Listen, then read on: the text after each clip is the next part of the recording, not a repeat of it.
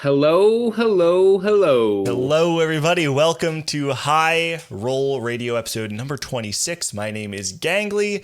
I'm your host, and joined with me, as always, my constant co-host, Mr. Spicy Appies, Solden Brock. How you doing? Good, good. Hanging in there yourself. I'm doing all right. I messaged Sully before the show. I'm definitely lactose intolerant. I had had some ice cream cake with dinner today, so What the fuck was I've that? been slowly recovering, but we're nearly there. Just thought you rolled the dice. Yeah. You know? Exactly. The two of us. This is no longer a TFT podcast. This is a Pokemon Pocket podcast. The two of us. It's I mean, true. you've been grinding nonstop, but you grinding's kind of gotten me into it. I've been getting way more into it the last couple of days. We've been both having quite a good time with that game. How's your climb been? It's been good. You know what? It's been brutal but fun. I would say like the meta right now in that game is a little bit can be a little bit sus, but there's some fun decks, and it's just the way the ladder works. It's like you gotta grind. I have like almost 200 games, Nick. I don't know if you know that. 200 games I have like in almost 200 ranked. games. Yeah, Dang, I know it's crazy. you are a grinder, man. That's Yeah. crazy. I think I'm off it for now though, because I got to Ultra Ball. I'm chilling. Don't think it's worth it to get to Master Ball, at least not right now. The TFT set coming out. So where are you though? You've been climbing too. I've been climbing. I'm Great Ball 2 right now. Nearly Great Ball Ooh. 3, almost there. It's not Ultra Ball, but It's not. It's you no get ultra there. ball. You get there. But yeah, I'll I get probably. it. The thing is, whenever I think a lot of TFT players can probably relate to this. I'm the kind of person that like I get like fixations on something, and then when it drops, I lose all interest, and I do not want to touch it at all. And so I'm in the phase right now where I just need to get over this fixation of playing it and get it all out of my system, and then I won't have any desire to play it anymore. So that's where I'm I the am right exact now. same way. Yeah, that's it. Just get out of my system. Set 14's dropping, and we're gonna talk more about PBE and stuff later on in the show. So we can hold our opinions till then. But for now, I think the two of us were both enjoying a little bit of off season, keeping our, still keeping connected to the scene. Obviously, I know you've played a lot of PBE, but we'll talk more about what that actually looks like. So let's talk about the show. High Roll Radio. For a long time, this has not been a live call-in show. I think today it actually is going to be a live call-in show because there's been a lot to talk about. And if this is your first time watching, High Roll Radio is a live call-in show where you, the viewer, are just as much a part of the show as we are. You have the opportunity to bring in your takes, your questions, your concerns, whatever it is about TFT, about the scene at large, and come in and talk to us about it. If you want to post your take, all you have to do is join my Discord. You can do that with !High Roll in the chat right now. It'll put you into my Discord on the left-hand side. You can go into the Submit Takes channel where you can say whatever it is that you actually want to talk about. Once you do that, make sure you go into the waiting room and mute yourself. Don't deafen, just mute yourself and hang out there. If we like your take, we'll bring you onto the show and we'll talk about it. But I know what you're thinking. What? What are you guys here to talk about today? How am I supposed to know what to bring up? We have something brand new to the show. We have, for the first time ever, an agenda. So now you all know exactly what it is that we've got on the docket for today. We're first going to be talking about a little review of the fantasy draft that Appies, CLE, and I did going into the Set 13 regional finals. Yeah, I wonder how that went. Who knows? Only time will tell. I got a good feeling about my team. Yeah, you don't have anything? No, we'll let the results speak for themselves. Set 13 regionals, fantasy draft. We'll move on to Set 13 World. We'll talk about the Wintrading scandal of Shatoran and the recently overturned ruling from Riot Games. From there, we'll go into the Pro Circuit announcement that dropped last week. And then we'll talk about Set 14 PBE before making a huge announcement I could say it's a Set 14 announcement, something pretty cool happening that we're very, very excited to announce.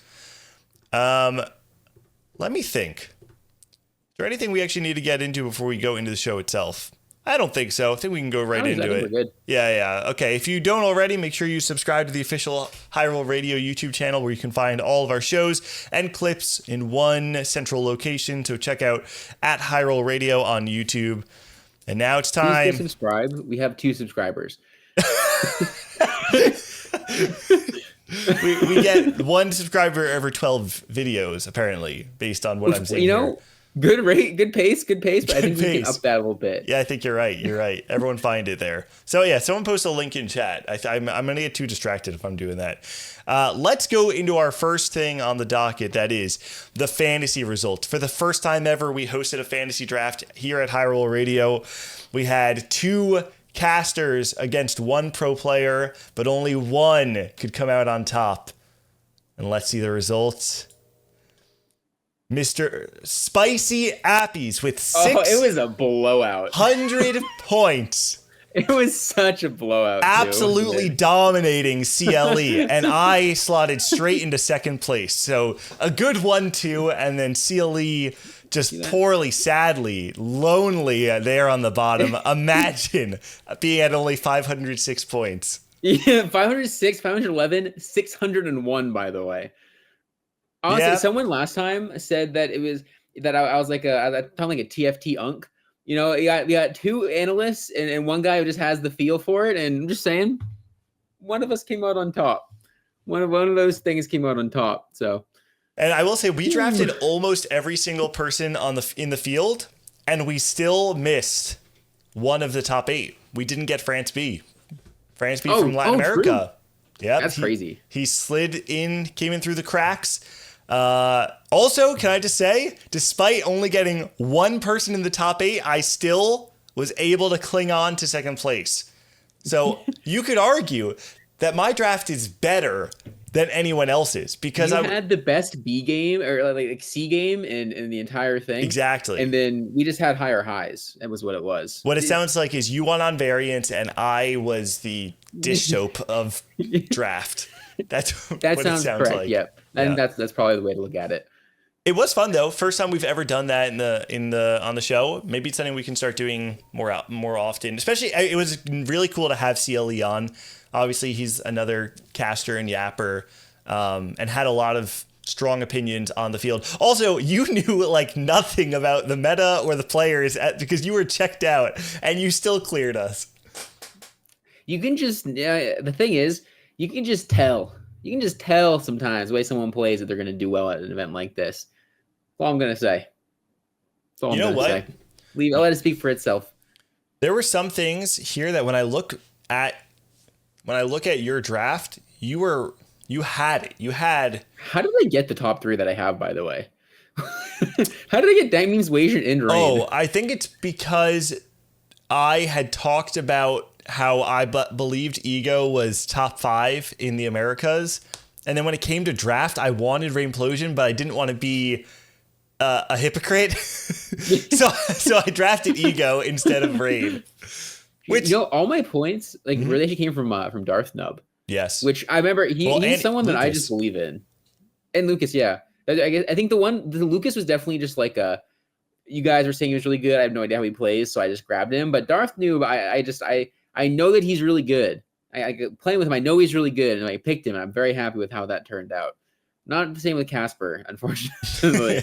But yeah, Darth, he was a cool player to follow because whenever you have these players that are kind of, I'm going to use the word fringe players, and I know that's not like a super fair way to describe people, but when you're stacked up against like the regional field, and especially when he was in the world championship, you kind of have to like make players memorable by just saying a single thing about them over and over again. Because they just don't have like enough airtime to say a lot of things.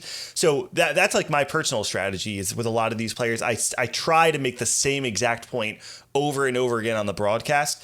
And for Darth, the thing I always talk about is how his career is basically made up of really high highs and then very low, like bottom 25 percentile finishes in cups. He's just extremely volatile. And to me, I always feel like a player like that, and I can't prove this, but my gut tells me that that's a reflection more of someone who is really good at the game that sometimes just doesn't perform the way that they can on the day of. Like, I think they're capable of more than what they bring to the table. Yep. Yeah, I think that's spot on. I think Yeah, I think that's spot on. I don't Yeah. have much more to say about that, actually. All right, well then let's move on to Set 13 Worlds. So after regionals, we had Wajan Iverson win his second domestic title, joining only Robin songs to be North Americans who have won multiple domestic titles. And Sheesh. Set 13 Worlds came along. We had another two-time winner. This time not a domestic winner, though. Let's go, Casey. Casey Oh! Dishsoap. Woo! Dishsoap wins his second Tactician's Crown and joins title as one of only two players in the history of TFT to be a two-time world champion. Yep. Yeah, crazy achievement. Absolutely insane achievement. Good stuff for him. I mean, he's like the best player in North America. It's known. Yeah. I think he's probably, I mean, widely considered like the best TFT player in the world, I would say. Him and I think the conversation, obviously, like results wise, there's a few people in the conversation, I would say. Like him, title, like doubles, but I feel like if you ask most people, and this doesn't be NA bias, but I think most people probably say Dishsoap. Yeah. At this point in time. You know what's fair as well? Funny is for a long time, North America was considered to be like the strongest or one of the strongest regions globally, but we didn't really have anybody in the GOAT conversation, right? Because like there was, when you talked about GOATs in TFT, it was basically just double and title, right? And even though we set felt 4 socks, Nick, set 4 socks. Oh shoot, you're right. Oh man, I don't want to derail myself, but I have a theory that set 4 Burt was actually better than set 4 socks. But that's a conversation for another day. Video. Yeah, exactly. Anyway, North America didn't really have a rep. And yeah, Joe Bookmark is saying Juan Mier as well. Like, so CN, APAC, and EU all had a person they could kind of throw the hat in the ring to say, I think this is the TFT GOAT, even though we felt as a region we were collectively better. And I think with Dishsoap winning Worlds the second time, this is the first time in the history of TFT that we actually have a North American contender for the greatest of all time. Which is pretty cool. Pretty cool. It's just like a nice like little thing to have on our trophy case. Yeah, no, it's good. Good stuff. I mean, at the end of the day, I think Dishsoap is an insane player and he deserved to win, and it worked out. It doesn't always work out like that in TFT. The person who deserves to win wins, and we might get into that momentarily as well. And just one aspect of that. But yeah, no, this is great. This is great for him. Great for Americas. Just good stuff all around. What? So one more world slot now too. Pretty good. Do we wait? We do right, get right? the yeah. Invited so back. he gets invited back. Yeah. Cool, because I know they're changing. He would have changing. gotten one. Then. Right. True. we know that they're changing the way that Worlds invites work in set 15, but for set 14, I believe they are going to be the same. So yeah. So we would get we don't lose the AVP slot, and we get the +1 from Worlds. So this will be the same. No, this will be the most representatives we've ever had on the global stage. So yeah, set 14 will be huge. I'm actually curious because we've talked a lot about how there are. So okay, you as a player, I would consider pretty different than a lot of the players in the field, and I think that there are players who. How do I say this? All right, let me try this again. You are a player who I would consider very different than a lot of the top players. What I still want to know, though, is how influential do you think Dishsoap is to your game? Because I think it's fair to say he's extremely influential into like the average top player's game. But you kind of make up like a different niche of top players. Yeah, I think, I mean, this is probably true for anyone who plays like a little bit differently, but you have to be like, and this is something I've come to terms with more and more, and that I'm going to try to apply a lot this set, is that to play differently or to play like unique things, you have to be really, really good at understanding what the actual meta is and like how you can bend that, right? So I would say I watch a crap ton of Dishsoap. When I'm in the competitive season, because Dishsoap is always streaming at night for me, right? So what I'll do is I'll stream all day, and then I'll get in bed and I'll watch Dishsoap for a couple hours. Almost every. I'll basically just like switching like Dishsoap, and like if Soju's online, I'll watch a lot of Soju, and basically anyone who's online I'll like flip through and just watch. But I would definitely say 100%. Like Dishsoap's meta read is like, and this is actually something that was mentioned. I think that he had a like his regionals meta read, right? Was so like the way he played regionals made people think that it was like more of a real thing, and they didn't play that at all. Right at Worlds was like the narrative. Yep. I think I watched a video with that recently. Yeah, it was really cool. yeah, I think the way Dishsoap approaches the game is always going to be very influential on like the entire scene, whether you're me or someone who plays more standard, more like standard just in general. If you're trying to do well in TFT, then Dishsoap is someone that you will be watching and understanding the perspective of their game.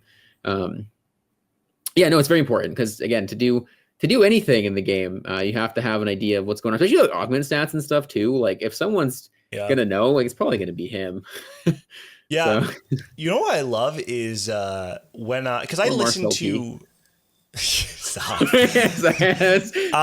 I'll listen to Frodan and Dishsoap's podcast. Have you ever listened to that study hall? No, I haven't. It's a great resource if anyone's like just trying to find informational content. I love listening to it when I'm like driving. I've a client that I go to every week that I drive in, and whenever they have a new episode, I always listen to it. But the thing that strikes me about Dishsoap is he so clearly is informed by the stats, but is not beholden to him. Beholden to the stat. Exactly. Yeah. And that's the key. That's the key in general. Yeah. And I think it kind of circles back to what you're saying, right? You have to know the rules to know when to bend them. And for him, it is very much he knows what like the stat optimal decision would be, but he also is way more willing to just trust his gut. And there was a cool moment where someone asked a question. I think they had like viewers writing questions. Mm-hmm. And a viewer was saying like, hey, the stats say that this item combination is best in slot. I think it was for Vi or something. And they were saying like, oh, well, instead of building a second offensive item or something, I have been building Edge of Night and finding a lot of success on Vi. And Dishsoap was like, well, there's your answer. If you're finding success with it, if it's working, then stick with it. Like trust your gut. And I think it's the first time that I've ever seen like a top player at his like caliber and prestige and influence say to an average player, oh, you should trust yourself more. That's like not a common like opinion to have towards lower level player. And to me, it's common opinion is that they're less than dirt because right master. and as much as that's like one, it's great that he's giving players respect to like, help them improve their games and learn on their own. I also feel like it's one of the things about Dishsoap that makes me happy to have him as a champion. It's like there is a certain level of like, I don't think anybody who plays TFT is like the perfect person. We have the perfect player, maybe not the perfect person, but I think Dishsoap does have characteristics about him that make me really proud that he is the person on top right now. Yeah. I mean, he has just a fantastic work ethic. I think his approach to the game is very healthy, and I think he's just not. I think he holds himself to a high standard just all around, which is very good. Joe's in chat saying if he tells me that he has new tech, I call him dog shit. That's because what Joe tells me to do? He tells me to click Warpath. Joe tells me to click Warpath. Wait. I'm pretty sure Joe won the Empire Open playing Warpath. I'm almost positive that he won playing Warpath. Joe is his own case. I respect Joe immensely. I want Joe to succeed in TFT. That's where I'll end it. That's it. I love Joe. Joe's awesome. Click Warpath more. Also, I'm going to put the Discord command in here again because we're going to, in probably just a few minutes, we're going to start talking about the Shatoran win trade situation and the ruling that was overturned. And I imagine that this is something that some people might have an opinion on or want to ask a question or just have a discussion with us. If you do, make sure you go into our Discord, go into the submit takes, throw something in there and join the waiting room because time's ticking before we start talking about that. Oh, yeah, it is. There's the other thing I did want to talk about just while we're on the topic of Set 13 Worlds.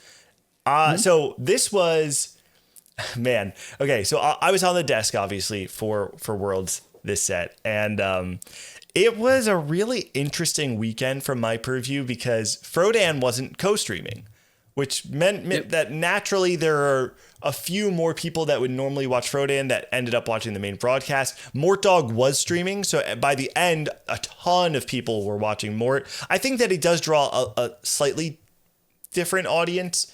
But I also think I think that a very different audience. yeah, but I also think after the Shatoran thing happened, I think there probably were a lot of people that did not want to watch the main broadcast anymore and Yeah, I think probably that's moved fair. on to Mork I stream. think that's very fair. But I did just want to say, I'm really proud of the work that the GG Tech team has put into improving the world's broadcast. There were a lot of issues. There really were. Like the UI was bugged of the overlay, and we had obviously like the actual tournament organizational stuff with Chatorin.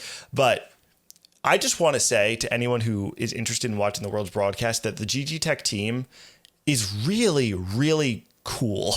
Like they care about the game and they're very interested in learning how to improve the show. I think that there are some cool things coming next set to the show that people are going to really enjoy if things get approved. I'm not like leaking anything because I haven't heard like an official yes, but there seems to be a lot of interest about new cool things we can bring to the show, and they're really down to listen to people's feedback. I got to do a segment that I have never been able to do before on a show, which was that they let me make a graph and like submit it to them, and they like we got to show all these stats. Basically, I did this thing with Clement where we compared the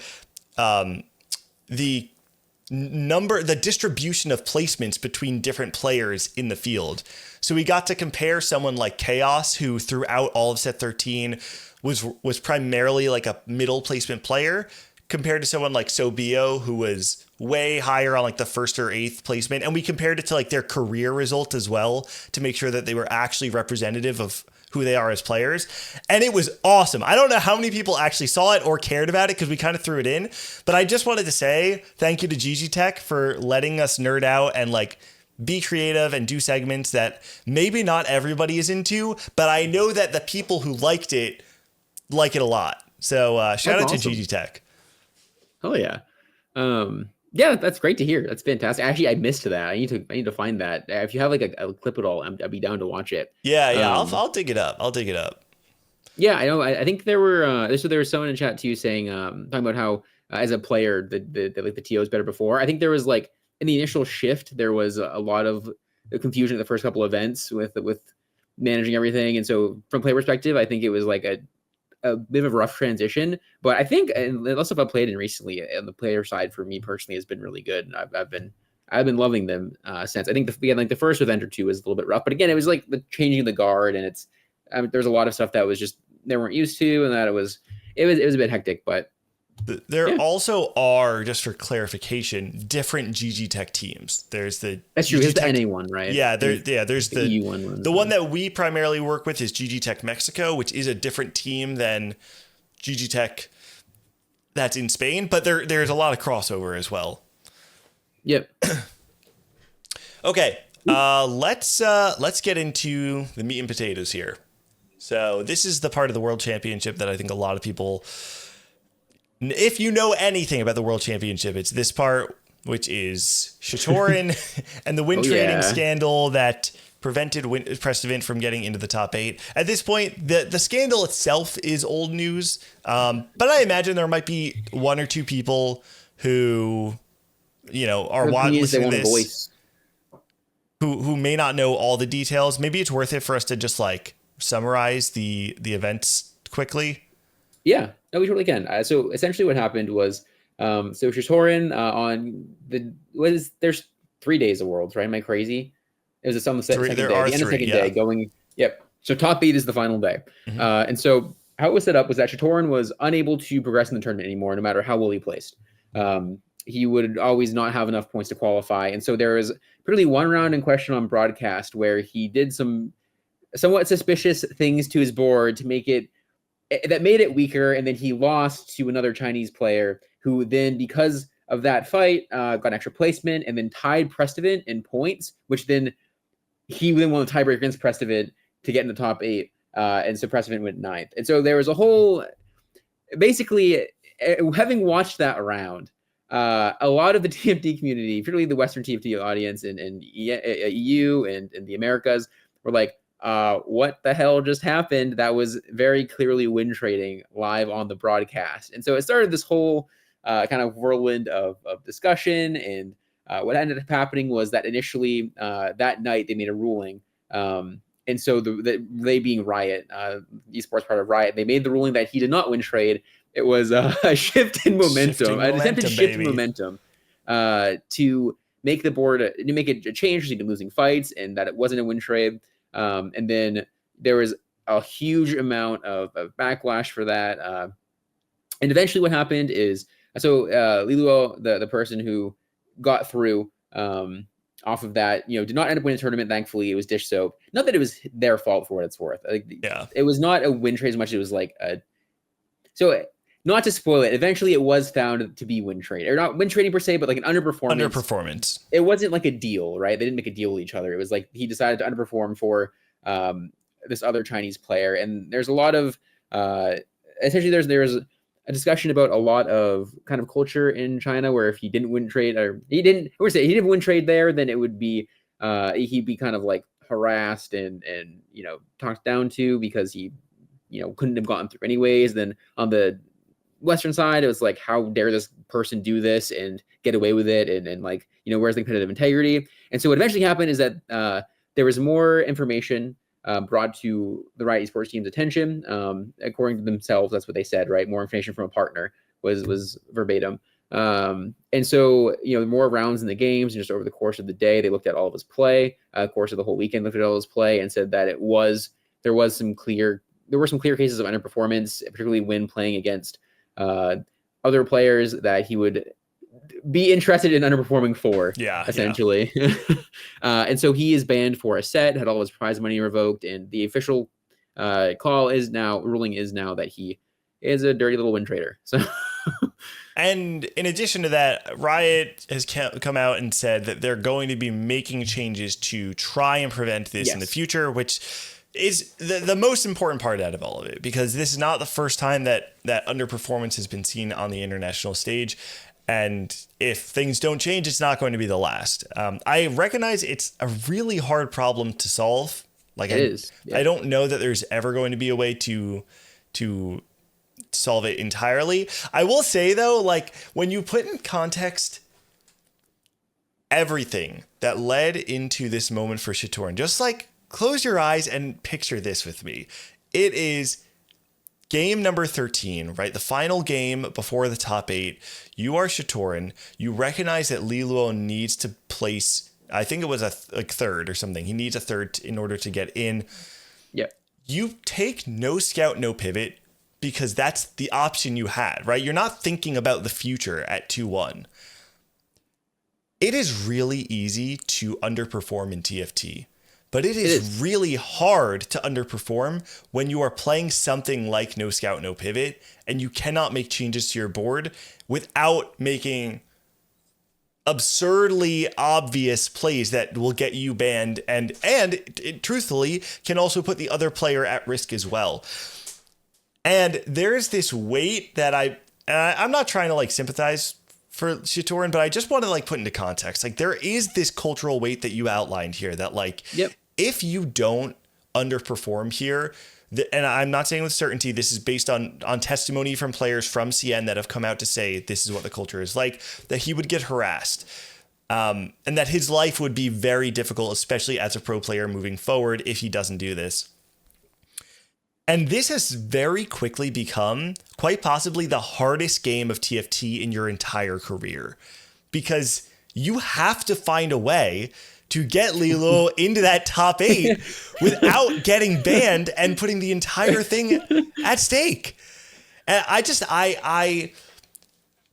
don't feel bad for him. And I'm glad that he got banned. And I'm glad that he got his money revoked. I'm glad that they're going to be making changes for the future. But I also recognize that there are a lot of people that would do exactly what he did if they were in his position. And I don't want to demonize him. I want to recognize that like this is someone who did something very wrong, but there is a cultural element that it's like this is not an evil person who's doing something horrible because it's built into their genes. This is like very clearly a product of the society that they live in, where there are societal pressures put on you as a player. And all I'm saying is I want to recognize like the humanity in this situation. It's just a hard place he was between a rock and a hard place, right? It's really unfortunate that he's put in a spot like that. I think, to be fair, I think it was going to happen eventually at some point to someone, and it just so happened to be him in the situation. It sucks, right? It sucks for him. It sucks for the scene. It's no matter what, it feels bad on all ends. And again, you're right. It's a very human thing to do. You're between there was no thing is there was no good choice there. Yeah. Right. Well, I mean, the good choice in the grand scheme of things is, unfortunately, you tank your domestic TFT career, right? Because it's like you play with integrity, but like that's not a good choice. Like there's no. I mean, it's not, especially. It's not. It's like a good choice for like the greater good of the world, I guess. Yeah. Like, like I mean, it's tough. It would be very hard to make that call in the first place, and also to like recognize that it's something that would have that big of an impact, I think, on the scene in general. Because let's be honest, it's happened a lot in the past. I think there are many examples of Wintrading at Worlds in the past. And so yeah, I think it just sucks. It sucks all around. It is not. It's not ideal. It's not. No one. I felt good at it coming out of that, except for unfortunately maybe Liluo, which he didn't want. I'm sure. Right. And in some world he probably wanted to happen, but he doesn't want it to happen. He doesn't want. No one wants the competitive integrity of TFT to be compromised. But there's just so many different moving pieces that it sucks. Yeah, it sucks. But I think the eventual response was really important. I think it is super, super important that it was cracked down on, and that like moving forward, we're going to have stricter guidelines for preventing things like this, right? I think now players need they need cams or like desktop recordings so that they can make sure no one's like coaching them in the middle of the thing, middle of the game, the thing being the game. It just a lot of ways to prevent that in the future. Because I think to a degree, right, I think this is the really hard part of the whole situation, is that the line is very blurry between what is underperformance and what is someone struggling. And at some point, imagine if like you are, because I can say with 100% certainty he was not just playing poorly. It was very clearly right underperformance on purpose. He needed a little bit of acting. That's honestly what he needed. Like imagine he does that and then he goes then everyone's fine with it. The thing is, like, at what point, because the reason the line is so blurry is because at what point are you just flaming someone for like being bad at the game? But the thing is, at Worlds, like there is a level of play that you would expect, first off, and two, the thing is, you can't hide behind that idea of like, okay, well they could just be messing up at every point, because this was a case where if that was the ruling, right, he wouldn't have made it. Wait, it would have made competitive TFT a joke. Yes. How bad do you think good players at TFT are? How low do you think the skill cap of the game is for that to be something that people will do on purpose? Yeah. Or rather not on purpose at that level of play. There's just no, the game has variance, but we have two times world winners, people who have won regionals multiple times over and over again, right? The game has variance, but it has a lot of consistency as well, and skill expression, and there is just no world where that is a level where, like, if you let that be the idea of like what TFT is at the top level, it's just gross. Like, it's just not.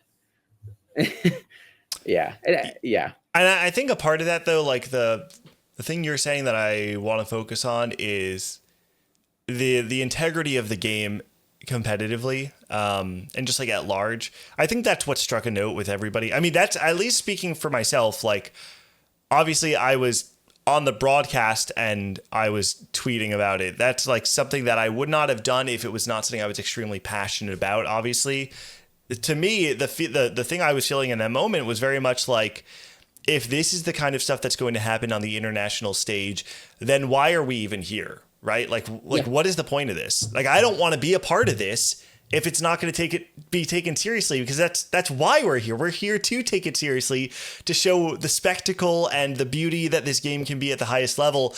And when people are actively working against it, it's so easy to feel anger and frustration towards that. But I want to call to, and there was a moment that I got a little bit of heat on Twitter after the ruling was overturned, because I started talking a bit about the TFT esports team that made the ruling. And I had kind of called out a section of the community who I felt were making personal attacks or comments or questioning the integrity of the esports team that made this ruling, saying that it was just pandering and bending over to China and doing whatever. And I just want to say, like, I don't know exactly how, I don't think I can say like everything based on conversations that I had, but I can say with certainty that the team responsible for making this decision is, one, a team that is full of competent people who made a very bad mistake because they were under a time pressure and had a gun to their head, and two, people of integrity who care about the game and the health of the game long term and want to see it grow. And it really bothered me to see people talk about the integrity of people. Like, the one that stood out to me more than anything else is the fact that, like, Natures is a part of this team. And Natures is one of the most endemic and longtime figures who built the competitive scene in many ways in North America, was the product lead at Wisdom, and cares more about the health of the long-term of TFT long-term than pretty much anyone I know. And it really upset me to see people say that this was a team that weren't trying to do the right thing. Like, I recognize they screwed up. I agree. You know what I mean? Agree. Yeah. No, I think that people who have the conspiracy theory of like they had to pander to Tencent, right? They had to pander to the Chinese audience. That's 100% not what happened. It's that it was a very tough call. They made the wrong call, and I think it was a bad mistake. And I think there is a level of, I think like looking at it again and changing the calling and again, it was a tough spot. It was a tough spot for Torin. We talked about that. It was a very tough spot for the team who made the call as well. But I think the idea of like they didn't want to upset the Chinese audience is ridiculous. It was obviously just that they didn't want to ban a player potentially for something that they couldn't prove immediately, right? And they were in a time constraint, and I think because we talked about like that line being blurry, right? And that this is the first time in TFT's history where they had to draw the line. Yes, right? yes. They had to draw the line, and they have never had to draw the line before. Because the other time, someone in chat right now saying it was not a tough call at all. That's bullshit. Yeah. It was a super tough call because they're doing something that has never been done before that will inevitably affect TFT for the rest of time. That the rest of the time TFT is a game, this is the line that has been drawn, right? And they have to do that. Just in a very short amount of time. Just to bounce off of this, I just want to say the last time that this happened in set 12, or was it 11? Whatever the last Wintrading was, it was a clear underperformance and Wintrading that we saw where it was undeniable. There have been countless times. If you ask anybody who, if they have seen CN or other regions sack for their own domestic region at the international stage, top players will tell you that it happens every single international event, but you cannot prove it. This is the first time that they took an event in which the player could make a defense for themselves, whether or not it's a strong defense or not. And they said, no, it's not good enough. You cannot play like this at the international stage. Again, it was a mistake. First was wrong. It was bad. It was a mistake. And what they should have done the day of, in my opinion, was say, this is an ongoing investigation. We don't have enough information to make this call confidently. The fact that they didn't have his individual POV when they made the call, to me is, that's a huge blunder. Like, it's really hard to determine the intention of a player's play if you don't have their individual POV. But I don't think that is a reflection of their integrity or their willingness to do what is right for the game long term. And I hope that it's just something that they kind of take their lumps and they move on from it and they do better moving forward. But I do think it's worth it to recognize the humility in walking it back and saying, hey, we messed up. This is a huge mistake.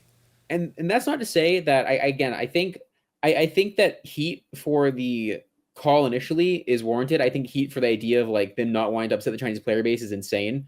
It was a bad call. And I think it's okay to say that. And that's what happened, right? People said it was a bad call. And I think that will, it will affect people's trust in a team, even if we personally trust Natures in the team, right?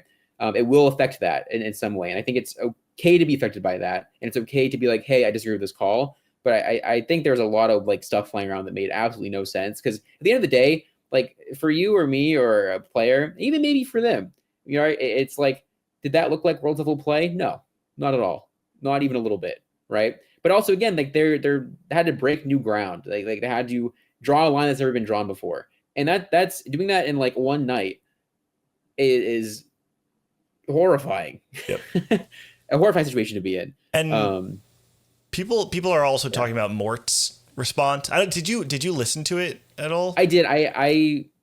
I did not like Mort's response. So, all right. So I also did not like Mort's response, but I want to give some context that I think is very important to consider. Mort was not briefed on the situation, as far as I know, from legal. I don't think he was given things to say. I think he was attached to it, but he was co-streaming the event. He was not up all night in those conversations with the people. He was certainly not reviewing the footage to the same degree, blah, blah, blah. And I think it's important to remember the context that Mort is two things. One, he is the umbrella above these people in some regard, like at least socially. He has some sort of social responsibility to protect people who are getting heat. And I'm not saying he's going to blindly defend them, but I do think that he believes in the integrity of the team. And when he sees all this backlash, I think it's natural that his first instinct is to help justify the decision they came to, because I think it was a mistake, the decision they made, but I also understand how they got there. And essentially it came down to them saying, this is a gray area. We don't feel we have enough confidence to make the call to ruin this person's career. We're not quite at that confidence level. And so what Mort is basically saying is like, okay, well, how can I prove to people that they don't have that confidence level to make the call? I think really what happened, though, is that it was an emotional response. Like, I think that's all it came down to. Human. I think he was riled up. I think he was responding to chat. I think he was speaking candidly. And if it were a one-on-one conversation, I'm sure that goes way better. And sometimes it was a shitty situation for everyone all around. And like, the thing is, I feel like it's going to be hard to have just like answers in general in spots like that. And then especially when it's like, you know, on the moment, it's just never going to be good. It's never going to be, I don't know. I think it's very reasonable for people to be upset about the decision. I was upset about the decision. And I think it's very reasonable for people to, you know, feel I'm not skeptical of the team, right? But to have that affect their relationship with the team, I think that you also, if you do feel that way, then you have to realize that they did run it back, which, you know, obviously we would all love it if that was the call initially, right? It's still a hard call to make. And I think it's, again, I think the whole thing was a very human situation from everyone, whether it be them or Mort or Shatoran, and it sucks for everyone. And it's okay to say that it just sucked for everyone. Like no one had a good time with that. It was a lot of hard calls being made and like, you know, relatively split second things. Like you're potentially ruining a person's life with that decision, and that's a lot of pressure for. And they realize that, and that's a lot of pressure for that. And so, you know, in the night, if they can't say without a reason, without a doubt that, and not that TFT's whole life, I'm sure it'll be fine, right? But like, I think it's very easy to think that, or to say like, okay, well, I'm potentially ruining this person's career, or you know, it's just tough. It's tough, and yeah.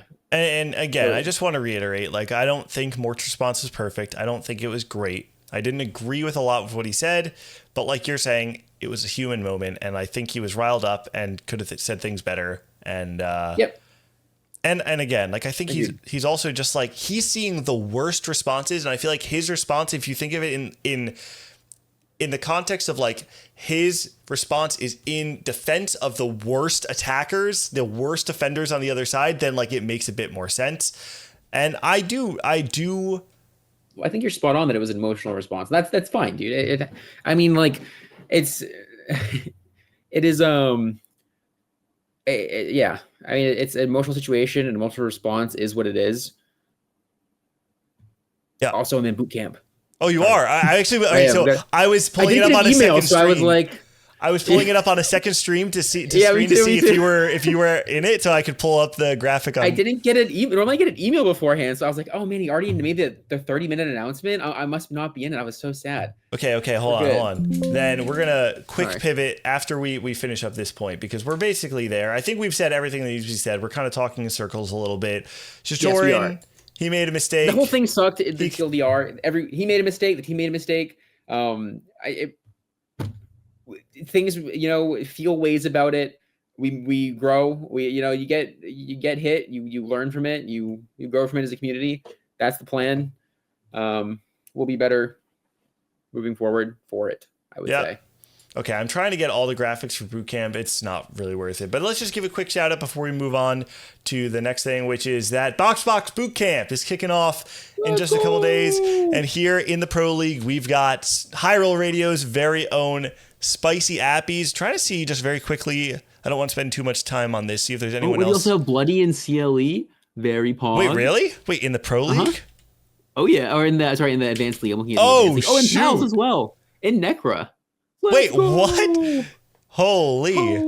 We got lots of friends of the podcast competing in Box Boot Camp this time around. I will say, Pals is my ladder demon. Every single time I run into Pals, she smokes me. I swear, man. I think I've gone 8th like 3 times in a lobby with Pals. I think this past set was the first time I ever top forward while in a lobby with Pals. She makes me nervous, man.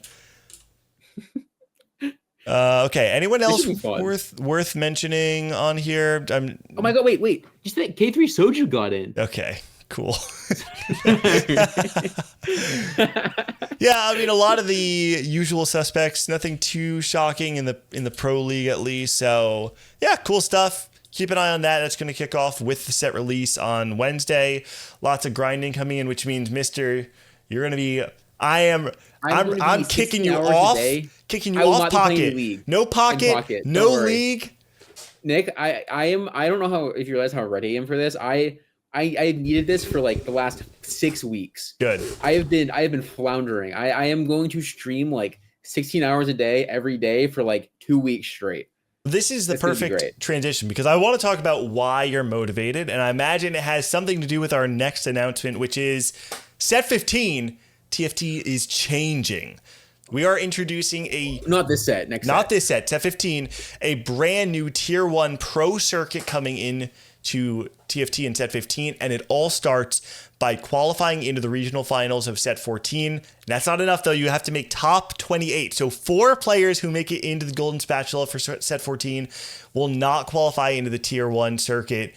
But basically what it means is everybody who has ever tried to play TFT is coming back for this set to qualify into the Golden Spatula. And so I think it's going to be a hot one. That's all I'll say. How are you feeling about it?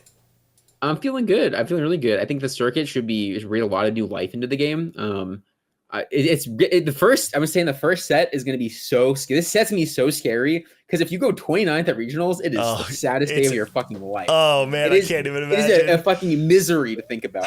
I'm like, I think, did I go 29th at set 10 regionals? You went bot 4. Yeah. Oh god. Yep.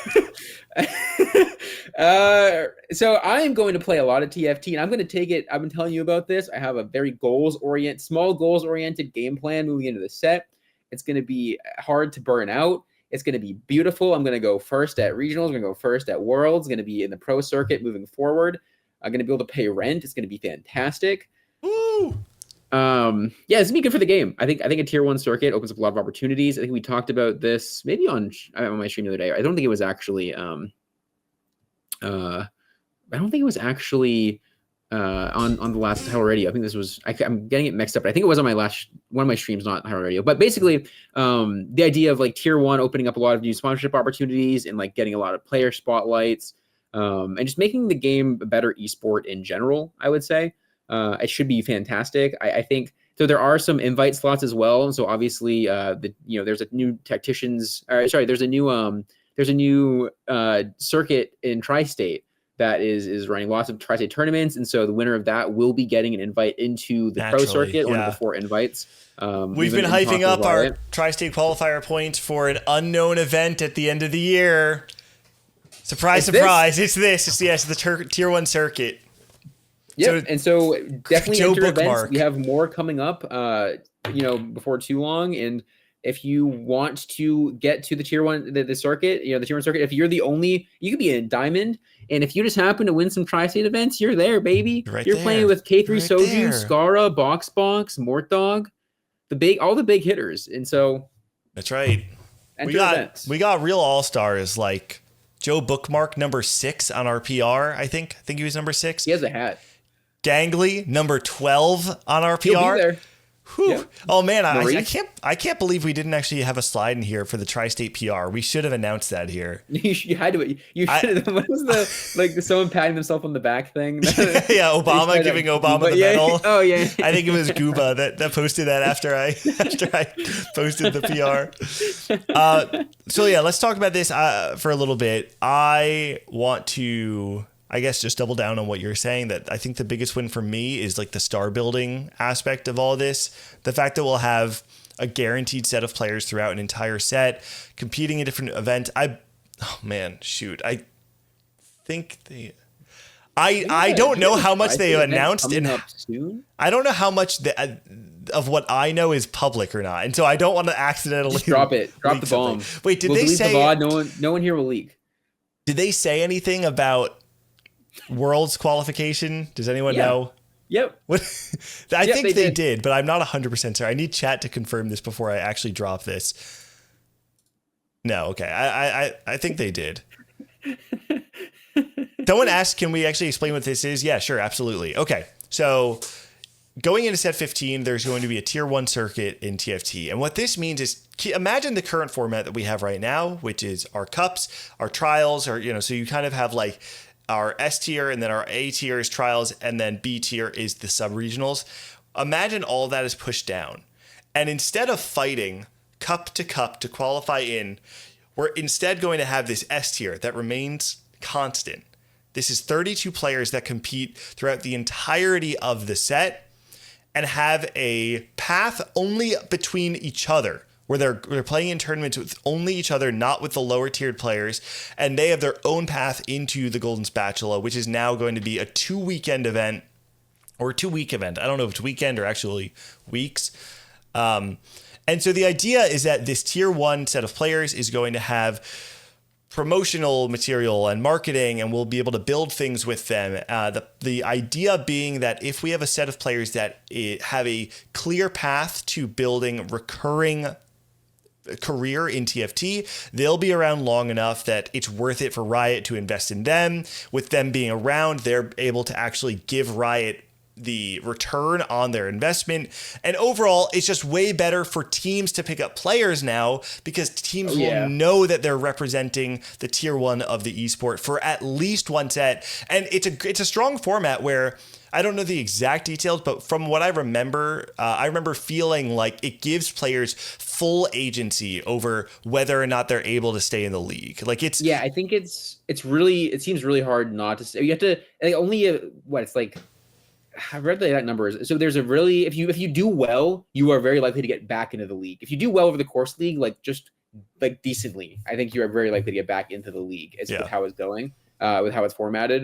Because it always ends up being like some amount of people at regionals, Artisan's Crown. CLE says top 12. Top 12 get back in. They get automatically back in, but then they're like 13 to 24 or something. Get to like day 2 automatically or something like that. And then if you get to day 2 automatically, I'm pretty sure you're like very likely to, you're like much more likely to you're in a good spot to get back into the league. So as long as you do well, you are very likely to do well. Which that doesn't make any sense, I guess. If you do well, you do well. Do well equals do well. So do well and you'll do well. Easy peasy. That's right. Man, you should be a coach. If you don't make it in the league, I think there's a clear position open for you.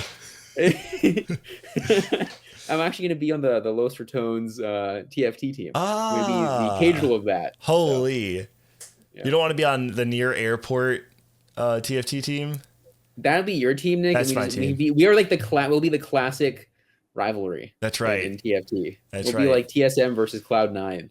Technically, I outplaced you at one Tri-State event. You've outplaced me at one Tri-State event. True. This next one. That's true. You can check our roadmap to see what the next event is, but the next one's going to be the decider. And we've both gotten outplaced by Joe Bookmark at both Tri-State events, I'm pretty sure.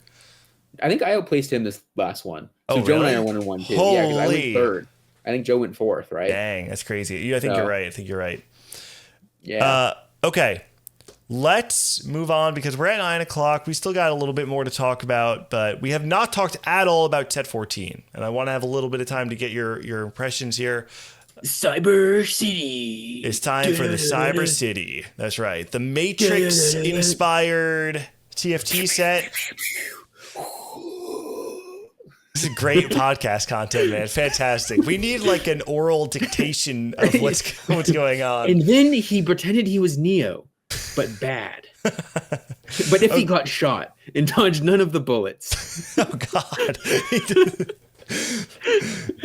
Okay, set 14, Cyber City. It's been out on PBE for the last 2 weeks, and you've played a decent amount. I mean, you've played on. I played a hot minute of Cyber City. You played a whole lot until like the last couple days. Now you're done with PBE. Pocket rank right? came out. I had to get my 200 games in. You know how it is.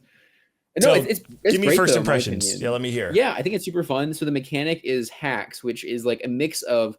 You kind of think of it as like, you know what it is? It feels very much like the sprinkles on top of the ice cream, or like the frosting on top of it. Not even the frosting on top of the cake. It's like the sprinkles on top of the frosting on top of the ice cream cake that you ate and almost pooped your pants from that right before broadcast. And that it's like, it's variance, but it's like, in my opinion, it's fun variance. It's not incredibly transformative in most cases. There are some cases where it is, but I think those cases are still fun.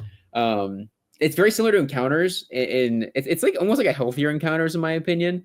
Where it's like encounters, but it's not just like, hey, everyone gets this one thing, and if you're in a good spot for that one thing, hell yeah, if you were in a good spot for that one thing, fuck you. It's like the Cho'Gath encounter where it was like, if you can either like take Cho'Gath and get one less shop slot the rest of the game, and get everything you get like a bunch of, you get 3 item components, I think. Something like that, yeah. Or you don't take Cho'Gath and you can keep rerolling your 2 cost or 1 cost. And if you don't take Cho'Gath, you just fucking lost. Yeah. And so it's like encounters, but without that.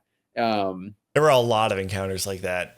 I think maybe that's why I've been a little down on set 14. I'm not saying this is a large reflection of the community. I'm just talking about my personal experience with it so far. I have not really found anything that's made me excited about the set. Someone put in chat, oh, it feels like a mix of set 11 and set 8. Those are like 2 sets I did not like at all. So it's just like, maybe that's why.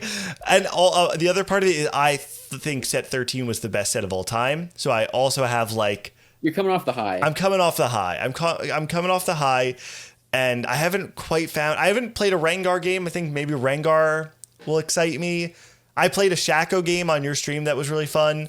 I think you will like the set a lot when you start playing it a lot. Yeah. I think you will.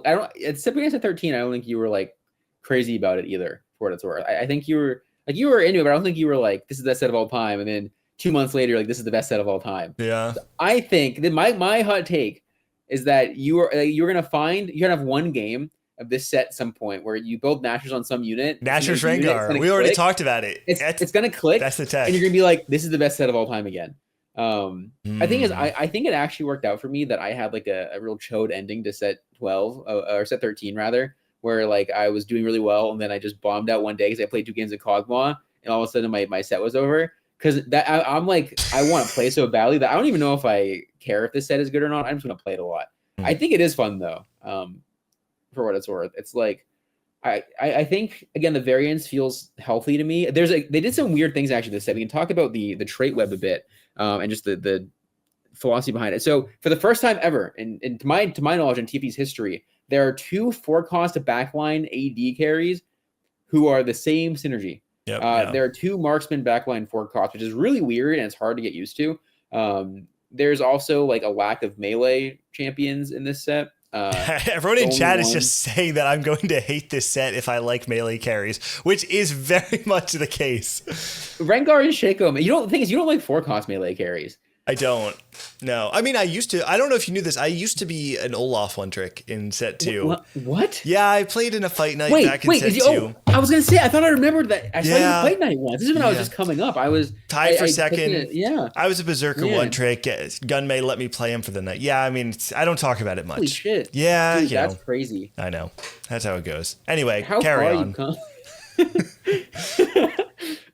I think the kind of reroll, by the kind of melee units you like are in the set. Like I think Rengar is like the most.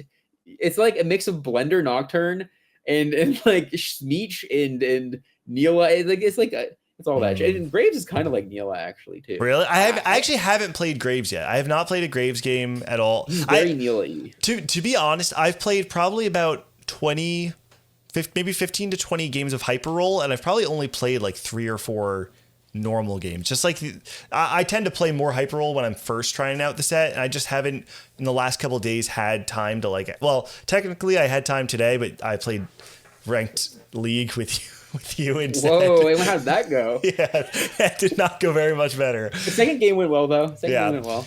So maybe if I try some normal games, maybe I'll appreciate like the tempo of the game when I'm playing more standard games. Let's play together tomorrow a bit on PBE if you're okay. around. Okay. Yeah. I'm gonna put you on to some fun stuff. You ever played TF?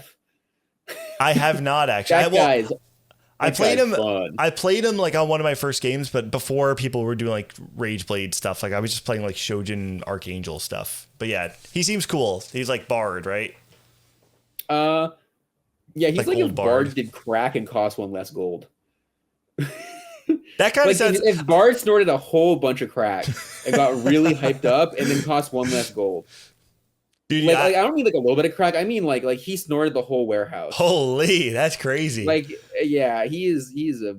There are some units that I think are going to be pretty good off the bat. Okay. How good? I'm assuming you're saying TF is going to be one of those. Is that the secret tech for podcast listeners? No. Okay, yeah. It's going to be the other syndicate, Don Shackleone, baby. Don Shackleone, exactly. You can tell he's Italian because of his hairline. That's crazy, man. Anyone who doesn't know, this has been my hairline. I cannot tell you. I was so sad the other day because I watched an old YouTube video of mine from like 4 years ago, and I'm like, oh my god, my hair is so full. It's been thinning. I don't think your hair looks full for what it's worth. It's because I wear a hat, man. No, I can't. You want to see this? I didn't notice. Is that what you want? You see this? Look how high it is. This is horrible. You're pulling all your hair up. It's fine. It's fine. Oh, gosh. It's a disaster. Someone get Gooba in here now. How am I going to do this? I don't have the facial structure to be bald. I'm not like you. I don't have facial hair. I'm just going to look like a melted painting. I'm just... They're going to stop calling me Gangly. They're going to start calling me Gumby. It's not going to be a pretty sight. Here, here first, folks. Gumby TFT coming to a tri-state near you. What is the facial structure to be bald? You gotta look at a picture of the cheekbones. It's the cheekbones. It's the cheekbones, and it's honestly the confidence. Nick, I think you just need the confidence to be bald. Bang. Unlike what unit Draven has hair, and he is a 3 cost in Cyber City. Holy, are you a caster? That's a segue. That was a good aside, right? That was a good one, or not aside. It's a good segue. I think the unit design's cool. I like it. The trait web's interesting. I think there's actually some stuff you can cook this set. So far, I mean, it's PBE, so like, who the fucking knows at the end of the day?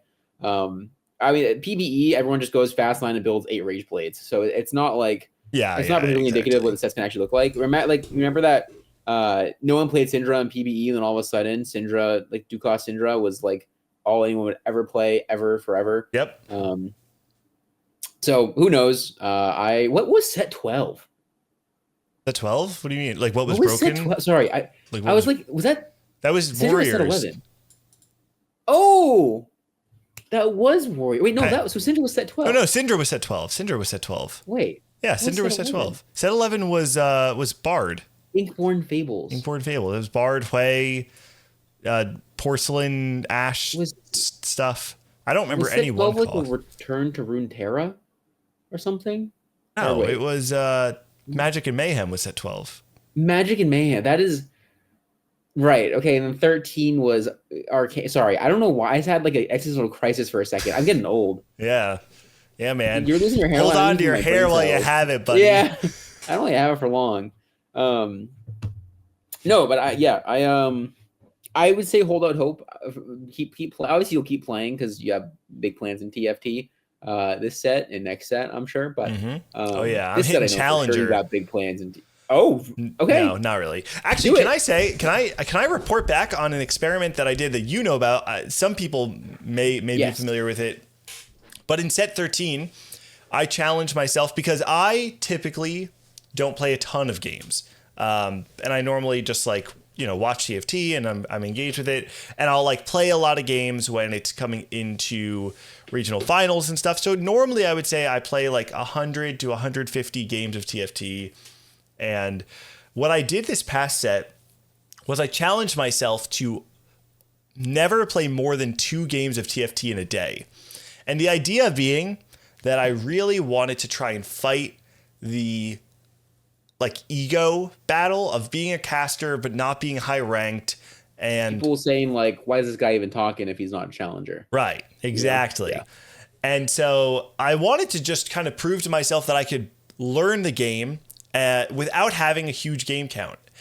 And I will say it was a massive success. And it was... You've got the confidence now. It was huge for my confidence because I was like a plat player who I knew that if I had 300 games, I would be significantly higher ranked. I'm not saying I would be a challenger player or like a top 50 player. I think you would be a challenger player for what it's worth. Maybe, but also like it's okay that I'm not, and that's the point. Yes, you could very. I'm not gonna. I mean, you have to play games, so like easily is a strong word because like it takes time. But Yeah. You could 100% be a challenger player. But I think for me, it was like I was only playing 2 games a day, and I couldn't even play 2 games every day. Like I have other responsibilities. There are times where I didn't do that. Those games don't roll over, and I had to just like force myself to be confident, especially when we did like the Tri-State event and I'm competing in Empire Open and Keystone Cup. Crushing them. And I did pretty well, and I got to make it onto the Tri-State PR. It was a really cool thing for me to see, to be honest. And I would just encourage anyone who struggles with like that confidence in TFT. It is way healthier to sometimes keep the game at an arm's length and love it and enjoy it and be passionate about it, but recognize that your relationship with the game can sometimes get really unhealthy when you attribute your identity to your rank.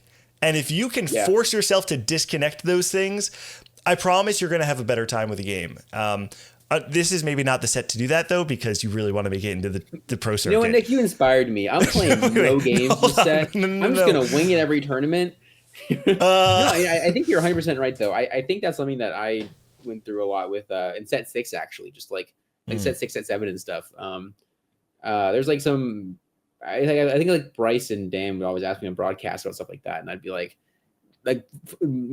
struggling with it. And yeah, no, I think it's really important to make sure that your relationship with the game is you care. Your self-worth can't be your rank in TFT. I think obviously when you're like the more you play and the more it becomes like a part of your identity. Like if you're in my case, a professional player, it becomes harder and harder to do that. And so at all levels, though, it's so important to make sure that you're not saying like, okay, well, I'm bad at, because the thing is, it's so easy to have a bad day at TFT, and you know this very well. Have a bad day at TFT and just feel like you're worthless the rest of the day, right? Like if I like for so long, if I had a bad day of TFT, because the thing is, you can have a bad day of TFT and still be really good at TFT. I mean, Dishsoap goes 8th. I mean, and if that happens, and you're immediately like, oh man, this like I suck. So I think it really happens with players. But this is the kind of crux of it, which makes it really hard, is that the better you get, the more you realize that you are really in control of your placement in a game of TFT, right? So someone who's bad at TFT goes 8th and says it's not my fault, generally speaking, right? Someone who's good at TFT goes 8th and says, oh, I could have done this and this and this and this and this and this. And so it's so hard not to get in your own head when you look back at that game and you're like, not even just an 8th, right? Maybe like a bad 5th even is the worst feeling. And you're like, God, there were all these things I could have done. All these things I could have done to make this game better. And then you get in your own head and you're like, man, I fucking suck. I'm so bad. I'm even playing the game. That it tilts you and you play another game and then another game, and it's with you the whole time. Which is why it's really important to say, okay, well, I had a bad game. I'm going to learn from that game, and next game is a new game. So for all you climbers out there. Yep. Yeah. I mean, it's a common problem in TFT and in gaming in general. It's not unique to us. And I think it's up to the individual to see like where that line is for you. Like I said, like for me, I was having a hard time making that distinction, and I found that doing 2 games maximum, except I did make exceptions for when I was at Macau and when I was at He's an addict. at Worlds. I grinded. I'm like playing 200 ping on mobile, and I'm still better than Shatorin when I'm in Macau. It was crazy. Yeah, man. But I would just encourage anyone, if you feel like you're struggling with like the mental side of the game, try to find creative solutions to distinguish your self-worth from your rank in the game, because I promise it does make a really healthy difference. Some people are talking in chat about how they will only remember the events that have opens. They'll only remember the sets that have land. And I think that's the perfect segue for us to talk about our big announcement that we are making on this Paris show. Open is happening in Tri-State next week. That's right. Not quite, but close. Oh. Tactician's crown was stripped from the Tri-State region, ripped from the hearts of New Jersey. But we maintained the TC. And from the ashes, we rise, because today we'll be announcing the Tri-State Championship number 5. Tri-State's LAN event is back and better than ever. This time in the heart of New York City, straight in Manhattan, in Chinatown. We're going to be hosting a TFT LAN in Set 14 May 3rd, only a month away. We know it's fast, but if you have the opportunity to make it out to New York City, make a weekend out of it. It's great timing for the competitive circuit. It slots in perfectly. You'll have a wonderful weekend. You get to hang out with all of our Tri-State players. The official announcement is going to be coming in the next day or two as we're setting up our Start GG page for registration. If you want to make sure you know everything going on about that, you have to get into the Tri-State Discord. I'm going to post the link in chat right here. And then I'm also going to be posting the link in the audio description, or in the description for podcast listeners. So yeah, so this is going to be a brand new location. We've got more setups. We're hosting up to 64 players because we're going to be doing 2 waves of prelims. And the best part of all of it is this time we'll have working internet. I promise. Let's go! You know, that was my favorite part of PC4 though, was that the internet didn't work. Yep. That made it really fun. Oh, that was the fun part, that the internet that didn't was a work? really good part, because it let Kevin and I just play PM the entire time. Oh, you guys did just play PM. That's right. Yeah. So this is just so exciting. Yeah, go for it. Exciting. Oh, that's why I'm just excited. I wanted to vocalize that. I'm excited. Chat, I'm excited. We're gonna try and figure out really some. You done? Are you done? Can I go now? It's my turn. Go ahead, I'm about to mute you. I knew it. Sorry. Go ahead. You have the floor. We are trying to figure out right now some side event stuff that we can do on top of just the TFT event.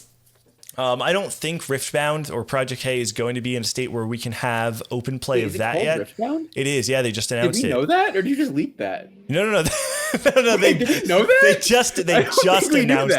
They just announced it. Okay, likely story, guy. And so I don't think they're going to have that. We're going to try and figure out some things, but the location is awesome. It's a place called OS. If you're from New York City, if you've been there before, it's a really cool spot. It's where they host the nightclub, if you're familiar with the Smash scene. And yeah, I mean, listen, if you were ever going to take a trip out to Tri-State, I would argue New Jersey is the place to go. Most people would argue Manhattan is maybe better. If you like armpits, then New Jersey is the place to go, because it is known as the armpit of America.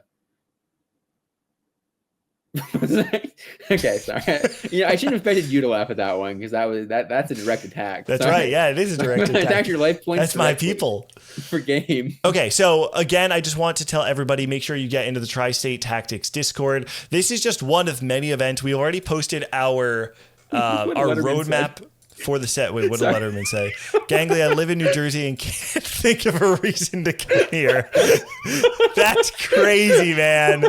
What are you doing? Yeah, awesome. Cool guy Dom, he's Jersey as well. Justice for dirty Jers. That's us. These are our people. Yeah, so we've got our whole roadmap for Tri-State Tactics. It's all posted in our Discord there. So you can see we're going to have the Garden State Classic in April. In May, we'll have the TC5. In June, we'll have the Empire Open. And in July, we're going to have the Set 14 edition of our power rankings. So we've got a lot of really cool stuff happening in the Tri-State TFT scene. I also just want to say, I don't know if you guys saw the trading card platform. Like, people are making TFT trading cards. I've been trying to get on there. I can't. I think it's still broken. I think Frodan posted about it and broke their site. I'm trying to see if they'll make Tri-State trading cards for us, like based on the power rankings. Like, imagine, I want a Joe Bookmark rookie card so badly. I want that so badly. Why have an NFT when you can have NFT whatever +1? This is? Yeah. Yeah. I feel like it's probably kind of similar. I don't exactly It is know. probably. I mean, can you trade them? Are you able to actually trade them? Yeah, you can. You can literally trade them. That shit's oh, money they then. have Okay. holographics. A holographic Joe Bookmark rookie card. $1 million idea right there. Okay, huge. Absolutely. No, it's going to be, I think if there's, obviously participate in the, if you have any interest in competitive TFT or just feel like you play a lot of TFT and you want to just, expand your horizons and get to the next level, I think the online events are fantastic for that. Playing in them will make you a better player and will be a lot of fun and give you an experience that you don't have on ladder. And then obviously if you want to take it even further and come to TC5, there's going to be a lot of players there that you'll probably have seen if you watch the competitive scene. Nick Gangley, I almost said TFT. I almost said TFT D Pasquale. That's it. I think the last name is TFT. Yep. Yeah, Joe Bookmark. A lot of players are in New York, right?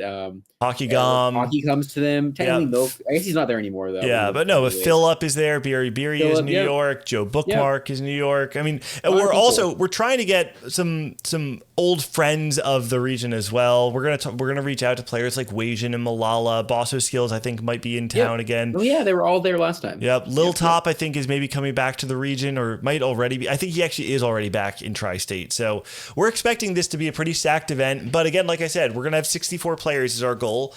And so there will be plenty of room for players of all skill level. That's one thing we always want people to understand, that our tournaments are not for the most elite players. It's just for people who love the game, who are passionate. Chill guys. Yeah, some chill guys. I mean, even our online events, we have like gold players and plat players playing. And I think we actually had someone top 8 or top 16 who's won Worlds Diamond? with like a gold player. So if you want to play against a Worlds winner, join the events. And another cool thing is, so Joe's talking about how Bopster is currently the king of Tri-State. He's maybe going to come back to defend his title. There's this really cool dynamic of like region versus out of region, kind of on the nose with the whole Shatoran debacle, to be honest with you. But we get to have like our Tri-State players defending the region against all the out-of-staters. Yeah, we'll be in Chinatown, so Wintrading will... Oh, stop. Cutting this joke off now. No. I take it back. Wait, Pals is moving to Trenton in the fall? Holy, we got another jersey in here. That's crazy. You know what my favorite part of Trenton is? I call it the Bitter Bridge. This is actually some crazy Jersey lore for anyone who doesn't know. There is a bridge, I think it's just outside Trenton, and it says... It's crazy. Giant bridge that crosses this major city in New Jersey, and plastered on the side of this bridge in like the biggest letters you can imagine is a sign that says Trenton makes the world takes. It's just the most bitter thing to put on the bridge. I don't get it. I don't know why. I don't know the reason. I don't know the lore behind it. I call it the Bitter Bridge. It's so sick. That's New Jersey, baby. That's diabolical. It is. No wonder it's called the armpit. That's we're so bitter. Yeah. Bunch of grumpy old people. And pals. Welcome, pals. Welcome to New Jersey. All right. Well, I think that's a pretty good stopping point. But again, the Discord link is in the chat. It's also going to be in the description of the podcast or the YouTube video. So make sure you join the Tri-State Discord ASAP, because once registration goes up, I'm not saying it's going to cap out instantly, but you want to get in as soon as you can, because things have been growing, and who knows how fast it'll fill up. Yeah, I mean, I think that's pretty much everything then. That'll do it for the show. We had a pretty full agenda today. Again, no callers though, I will say. It's been a long time since the show is actually a call-in show. Maybe next time. I think we need to, what we could do is we could like announce the topics the week before or something. Just so people have time to like ruminate on them and form some thoughts. We need a caller to call in on their opinion how to get more callers for the next show. Yes. We can talk about it. There's some ways, I'm sure. People, I think people like having it take on the fly is probably very intimidating, especially when you're in front of 71 people. Man, scary. That's scary. Okay, well, anyway, that's going to do it for High Roll Radio episode number 26. Before we go, Sully, anything you want to drop on the people? Anything you want to say? No. Thank you everyone for watching. We appreciate it. Make sure to go subscribe to the YouTube channel. It's pinned right now. Thank you, Barbarian, for pinning that. We have 2 subscribers, so we're gonna double that number Surely by next year. We have more than that. But yeah, I mean, thank you guys for hanging in with us, and we're gonna keep bringing more High Roll Radio content to you throughout the set. So yep. Yeah, we don't know exactly what the cadence will be for set 14. I kind of like how we did it though for set 13, and now where it's like we're not forcing ourselves to do it, but we're trying to be a bit more consistent. That's kind of our goal, is to do things that don't burn us out. That's Sully's mantra for set 14. Small goals oriented. Small goals oriented, and that's what this show is. Whether it takes us a year to get another 6 episodes, only time will tell, but however we do it, it's going to be healthy for us. Exactly. So yeah, that's gonna do it. I don't really have too much else to shout out. No, yeah, just keep up to date with all the Tri-State stuff. Thanks to everyone who did reach out with encouraging words about the Worlds broadcast and all of that stuff as well. And if you are excited about TC5, make sure you show your excitement in our Discord, because we're all really, really excited to bring it. We have even more announcements that I can't say yet that make this event even cooler.